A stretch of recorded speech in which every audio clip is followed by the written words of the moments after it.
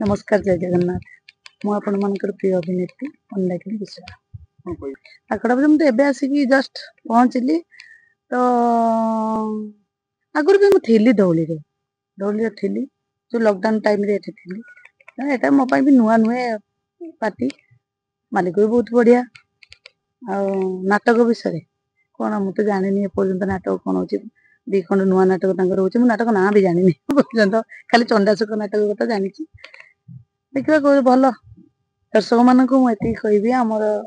आगुरी मत तो बहुत भल पाइबा देइचंती सेमती भल पाइबा यात्रा धौली मुझे जॉइन करी आपण मैंने जमती भल पाइबा दूसरा सेमती भल पाइबा मत दे चलतु आमर नुआ नाटक देखु बेसिकाली चंडाशोक नाटक नुआ नाटक ताकू नहीं मुझे एपर्तंत माने एटा तो गोटे माने यात्रा इंडस्ट्री नुआ कथा घोड़ा चढ़ पेंडाल सर्कस देखिबा कौन होची आगो को देखिबे आमे भी अपेक्षा करछु देखिबो कौन होची ऑडियंस माने भी यात्रा धौली रो प्रयोजक मो सर्वप्रथमे धौली यात्रा धौली गणनाट्य तरफ आम टीम तरफ ओडिशा रो यात्रा प्रेमी बंधु मानू मोर मथा नुआ प्रणाम जेमती वर्ष पूर्व वर्ष दीर्घ दिन धरी धौली गणनाट्य को लोकंर जो भरोसा विश्वास अच्छी ये वर्ष भी जो जो पूर्व वर्ष जो चली ये वर्ष जो नाटक 4 खंड देइला ये दर्शकों मन को छुईला ये वर्ष भी 2 गोटी नाटक को नहीं यात्रा धौली ओडिशा मार्केट रे चहल सृष्टि करिवो एथेरे ए विश्वास आमर अच्छी एवं जो भली डायरेक्टर राइटर माने चॉइस करिजु निश्चित भाव हम नाटक गोटे ए वर्ष ऐतिहासिक नाटक यात्रा लोक मुह फेराउवा बेले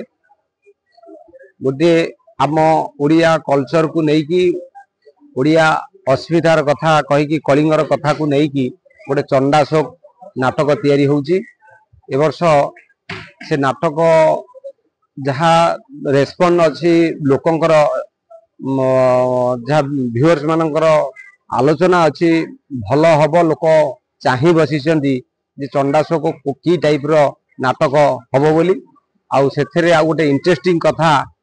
ये जेहेतु अशोक कलिंगर कथा सेठी गोटे घोड़ा आमे आनिकी प्रथम थर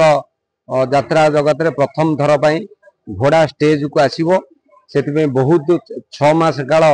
आलोचना समालोचना तार नेगेटिव कौन पॉजिटिव कौन कौन कले हो पार बहुत तर्जमा पर कलाकार माने डायरेक्टर राइटर आम मैनेजमेंट टीम